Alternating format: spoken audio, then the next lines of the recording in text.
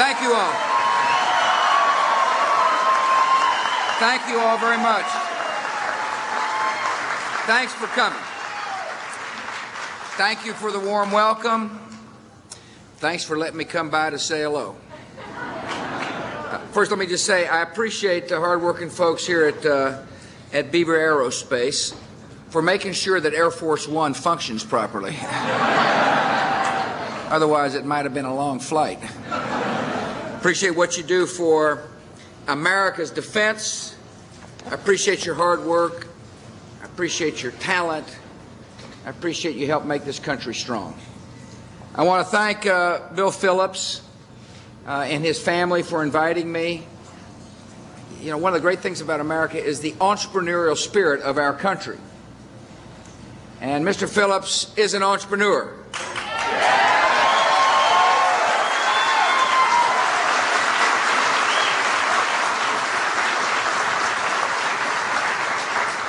And one of the things we've got to do in America is keep that entrepreneurial spirit alive and well.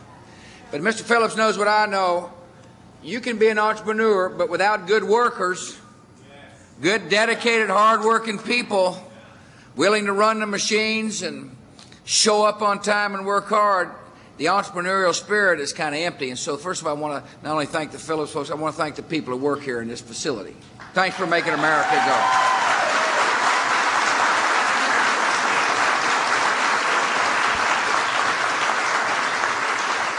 And I'm interested in making sure every one of our fellow citizens who wants to work can find a job. And that's what I want to talk about today. I want to talk about how to make sure this economy is strong and vibrant so our citizens can work and families can be hopeful for the future. First, I want to thank the Secretary of Commerce, Don Evans, my longtime friend. I appreciate his service. He's part of my economic team that is staying focused on economic vitality and growth. I appreciate so very much Jack Kirksey. He's the mayor here. Mr. Mayor, you've got a tougher job than I do. You've got to empty the garbage and fill the potholes.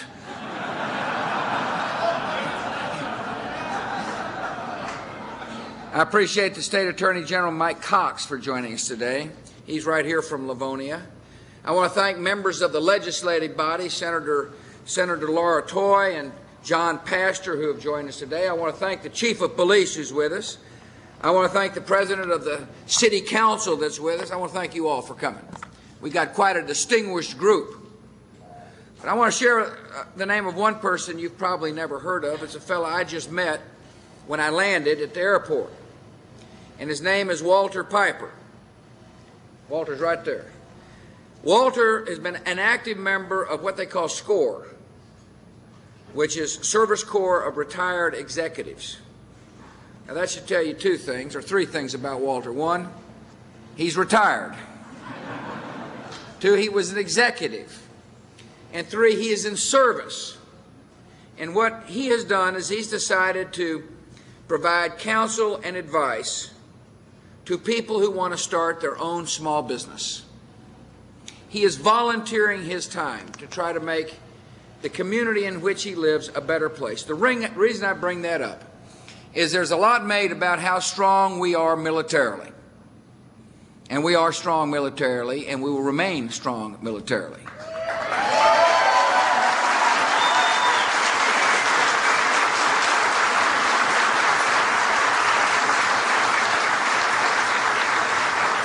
But the true strength of America is found in the hearts and souls of our fellow citizens.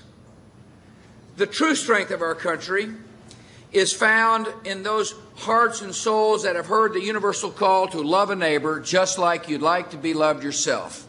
No, the strength of our country is the compassion of our fellow citizens. People like Walter who are willing to dedicate their time and talents to make somebody else's life better.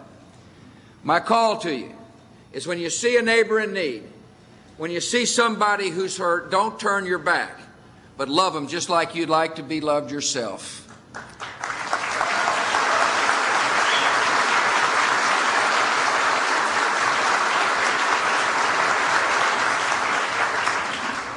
This country of ours has faced many challenges over the last couple of years.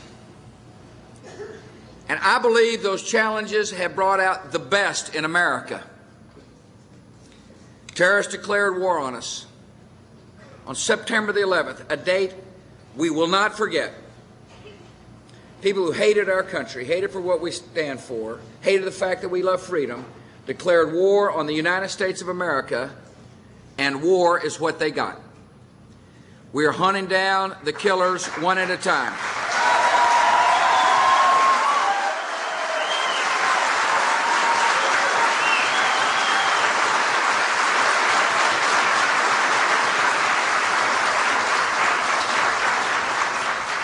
We are slowly but surely dismantling the al-Qaeda network.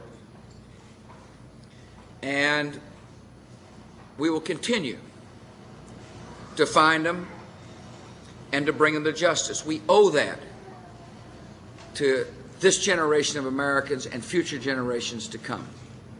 In Afghanistan, a cruel regime, a brutal regime had turned that country into a training camp for terrorists. I declared as clearly as I could, if you harbor a terrorist, you're just as guilty as the terrorists.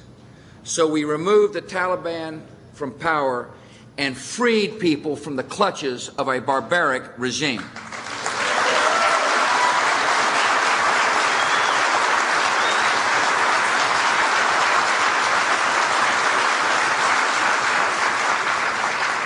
In Iraq, a brutal dictator was arming to threaten the peace.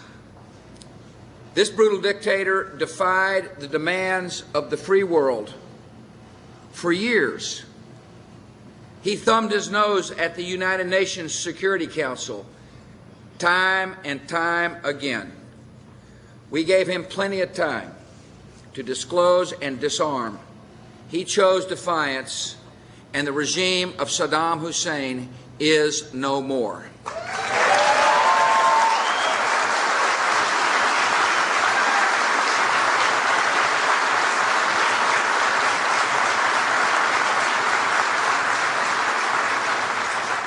Our brave troops still face danger in Iraq because there are people there who hate the thought of a free society. They can't stand freedom. And they're dangerous.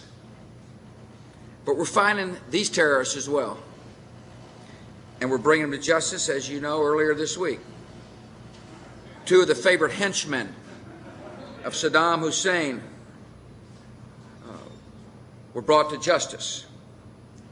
They were discovered, and their violent careers ended in justice.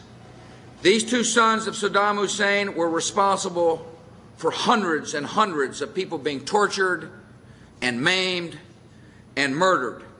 And now the Iraqi people have seen clearly the intent of the United States to make sure that they are free and to make sure that the Saddam regime never returns again to Iraq.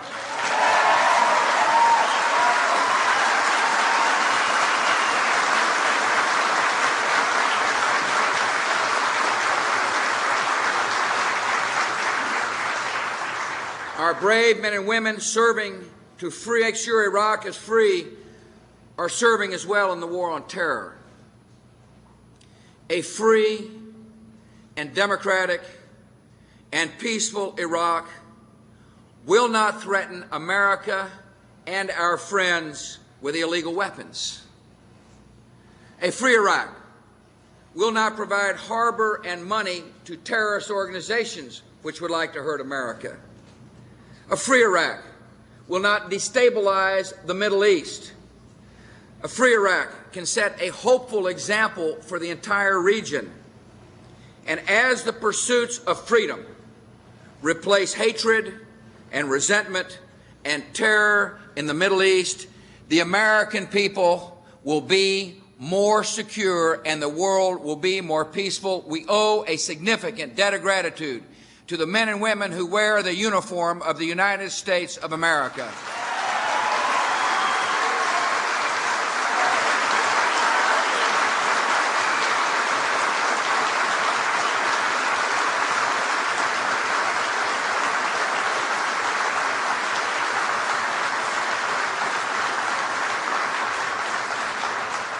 Our nation has responded to challenges here at home as well.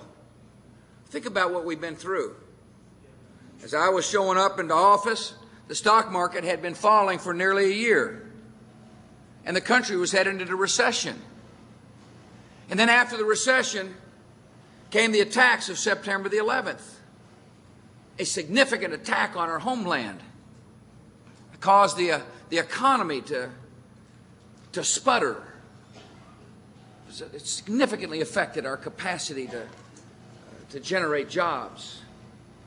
And then we found out that some of our fellow citizens forgot what it means to assume responsibility. They didn't tell the truth. Corporate CEOs around this country didn't tell the truth to their shareholders and their employees, and that shook the confidence of America. And then, of course, the drumbeat of war began to affect the ability for this economy to grow strong. We've overcome a lot because we acted. First and foremost, in 2001, I worked with Congress to pass tax relief. And history will show that the recession we're in is one of the shallowest recessions our country has had.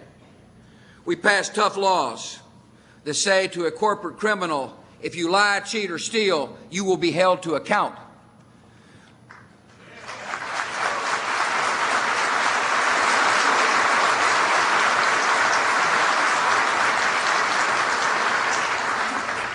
Last year, when it looked like the economy was still sputtering and wasn't strong enough, when we realized too many Americans were still struggling to find work and too many families were having trouble meeting their monthly bills or saving for their child's education, we acted again.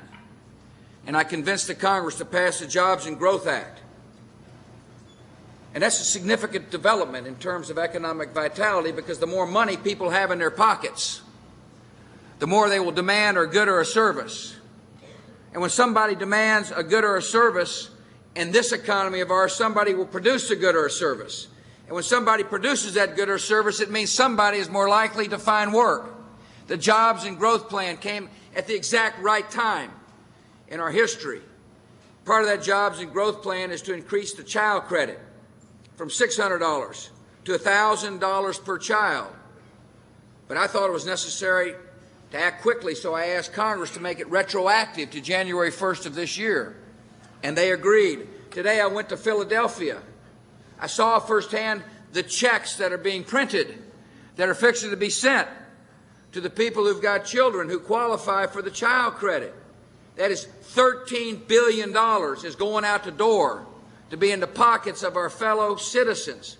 $13 billion for more money for people to save or to spend, but to do with it which you want to do with it. After all, we're talking about your money, not the government's money.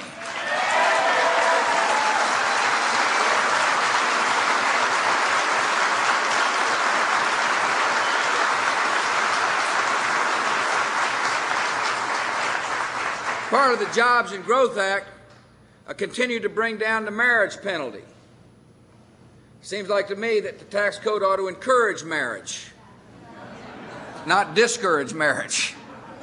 I don't know why you want to penalize marriage. But part of the Jobs and Growth Act also reduced the overall tax rates people pay. We cut the individual tax rates across the board. You're going to have more money in your pocket. That's what we want. That's part of the economic Jobs and Growth Plan. The interesting thing about reducing taxes as well, it helped a lot of small businesses. And a cornerstone of any good jobs plan is to encourage small business growth. A lot of small businesses pay tax at the individual tax rate. They're subchapter S's, or they're what they call sole proprietorships. And so when you hear us talking about rate reduction, I also want you to think about your neighbor who's a small business owner, and their taxes are going down. And that'll have a positive effect on economic vitality and growth. We also changed the policy on taxes on dividends and capital gains. And let me talk about what that means. It means many companies have now decided to pay a dividend to the people who own the company, the thousands of shareholders all across our country. Many others have increased their dividend.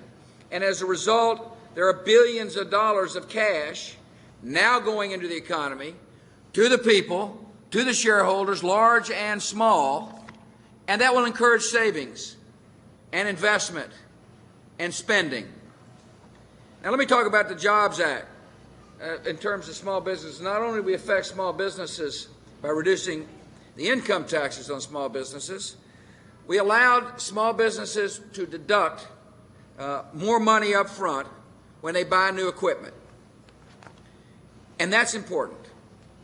We want people to buy more equipment. You know why? Because somebody's got to make the equipment.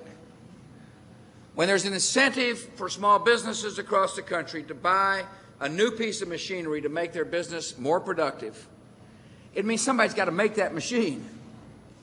And when somebody makes that machine, it means somebody's going to be working making the machine. Here at Beaver, you're going to save about $70,000 on taxes. And that means more money that goes into research to develop new products. And that's important. If I were a worker here, I'd want to be on the cutting edge of new products.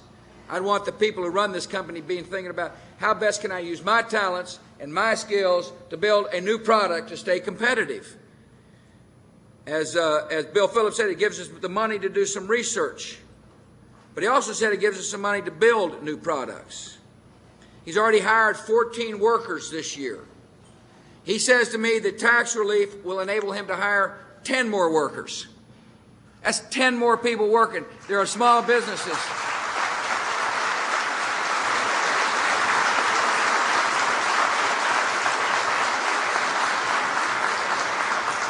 See, we're not talking about just this company here. There are companies all across the country like this company.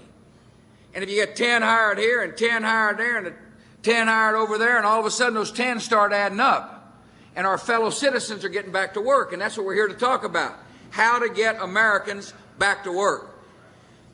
Mike Jendick is here with us. I had a chance to visit with Mike. He owns a company called Metalite. He makes parts for Beaver Aerospace.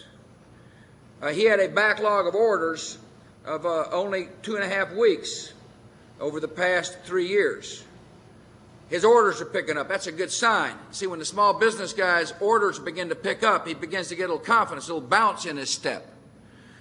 And the backlog is now 2.5 months. He's added 3 workers in the last 2 months.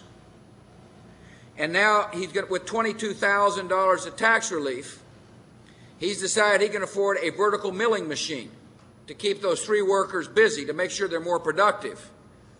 But somebody has got to build that vertical milling machine. And so there's some person out there whose job is more secure, or perhaps a new job, thanks to the fact that Mike is taking advantage of the tax relief. And that's what's important for our fellow citizens to know. There's a ripple effect throughout our economy. As people make decisions, whether you're a consumer or whether you're a small business owner trying to buy a machine, it affects economic vitality and growth. It affects more than just one life. And that's the whole purpose of the tax plan, was to have a ripple effect throughout the economy that's positive and far-reaching. Nevin Gross is with us. He's from Grand Rapids. He owns LNG Industrial Products. He said times are a little slow, but all of a sudden he's beginning to see action being taken, and he sees a better future for his company. He's going to save $20,000 under the 2003 Tax Relief Act. He says that what he's thinking about doing is buying a large industrial saw. In other words, here's a guy whose business isn't quite the way he wants it to be, but he's getting optimistic because he got a little more money in his pocket. More than a little money, $20,000, which is a lot of money for a small business. And so he's thinking positively. He's thinking about making new investments. Dennis Orlowitz is here. He's a small business owner, Magnum Manufacturing. He's an S-Corp. That means he pays taxes at the individual income tax rate. We've reduced the taxes on his business by $3,500. It'll save him $8,000 individually and then $8,000 in his business. Excuse me. He's thinking about buying a $250,000 machine. His quote is, "Tax relief makes investment more enticing." Here's what I'm telling you. We got to focus on small businesses first and foremost. Most new jobs in America are created by entrepreneurs and small business people. The plan I'm describing to you creates incentives for people to make investments, to make their small business more competitive, to make their workers more productive. And when they make investment, it helps somebody else who has to make the machine in the first place. The Jobs and Growth Bill is important for economic vitality in America.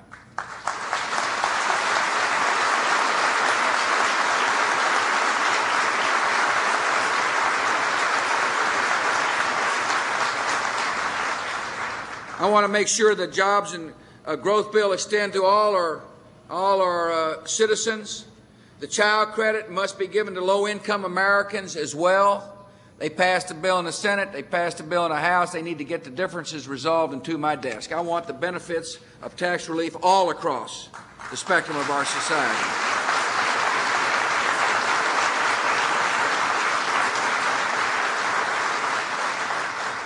Economists are saying this economy's picking up. They're feeling positive about America and its economic future. They know what I know. We've been through a lot, and we're strong. Interest rates are down. That makes it easier for a person to buy their house. If you got your house and interest rates are down, it means it makes it profitable to refinance your house. Put a little extra money in your pocket. Inflation's low, which is positive. Productivity is up. No, signs after sign after sign says we're poised for growth so people can find work, but there's more to do. I want to share some other thoughts with you. First, we need an energy policy in America. We need a policy that recognizes we can do a better job of conservation, that we can do a better job of developing technologies that will enable us to develop energy sources in a cleaner way. But I'm worried about natural gas. See, the demand for natural gas is going up, but the supply isn't, which means it's going to start affecting people's pocketbooks. We got to do something about that. We need an energy plan. We need to be less dependent on foreign sources of energy.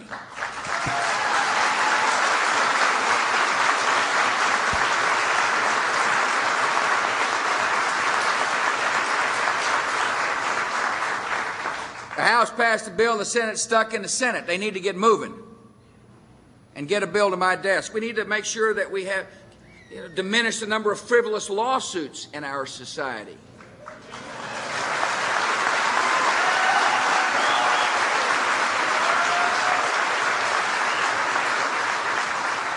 I'm pushing hard for class action reform. The House passed a bill, the Senate's got to act. There's junk lawsuits that are affecting the cost of your health care. Listen, if you got hurt by a bad doc, you got to have your day in court. But what we don't need is lawyers fishing for a rich settlement all across the country, which means you're either driving up the cost of health care or you're driving the docs out of business. One of the things we ought to make sure in America is health care is affordable and accessible.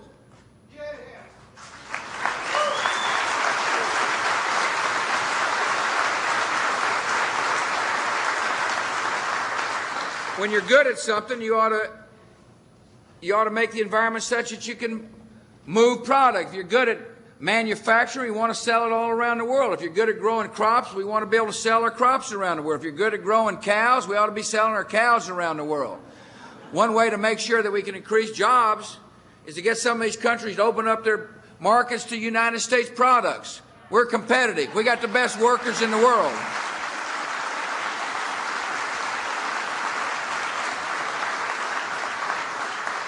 These are some of the things we can do to make sure this economy grows. I'm interested in helping people find work. I want it so that everybody in America who wants to work and can't find a job today can work. I also know that we got to help people who are trying to find a work. Sometimes technology races ahead of the workforce. Sometimes people can't find work even though they want to. So what I propose to the Congress is to create what they call unemployment accounts for people that are seeking jobs, that are hard to find a job. This basically says that you get $3,000 to help yourself find a job if you need to, and you can use that money the way you see fit. For example, if you need child care, it'll help you pay for the child care, or if you need extra job training, or if you need to move to a community in which there's a job. And part of the incentive in there is that if you can find a job within 13 months, you get to keep the balance of the money from what you've spent to help yourself find the job and the $3,000 as a reemployment bonus.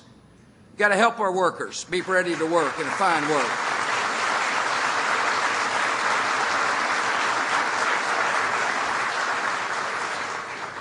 Now, I know you've heard talk about the deficit in Washington, D.C. Yeah, we got a deficit.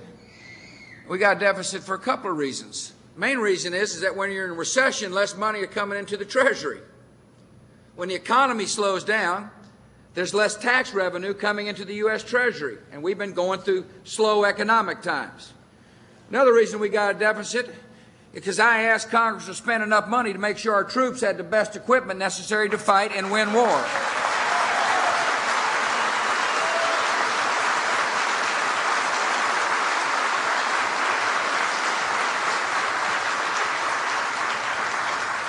Anytime this nation puts one of our youngsters into harm's way, we better and we will make sure they get the best training, the best equipment, the best possible support. And so we got a deficit, but I got a plan to cut the deficit in half over the next 5 years.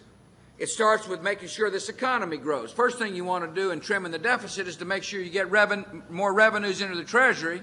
The best way to get more revenues in the Treasury is not raise taxes, slowing down the economy, is cut taxes to create more economic growth. That's how you get more money into the U.S. Treasury.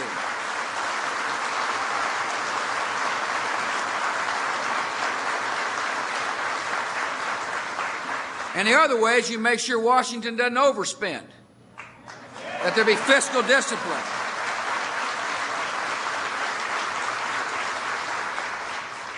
I got the Congress to support a 4% increase in discretionary spending. That's about the size of the average household budget will increase this year. It's good enough for the households in America. It ought to be good enough for the House of Representatives.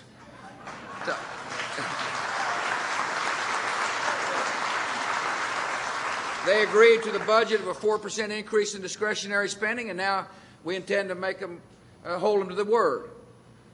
There's going to be budget discipline in Washington. That's how you deal with the deficit. My main focus is making sure our citizens can find a job, and I believe it's going to happen. See, I believe in the future of the country in all aspects because I know the character of our people. This country has been through emergencies and scandals and war and recession, and we have responded. We're a strong country because we're full of strong people. We got people of character.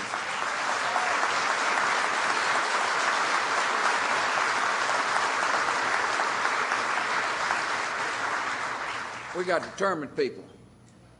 We got people who understand values. We got people who understand service to something greater than yourself. It's a fabulous land, and I am so honored to be the president of the greatest country on the face of the earth. Thank you for coming. Thank you for giving me a chance. May God bless. Thank you all.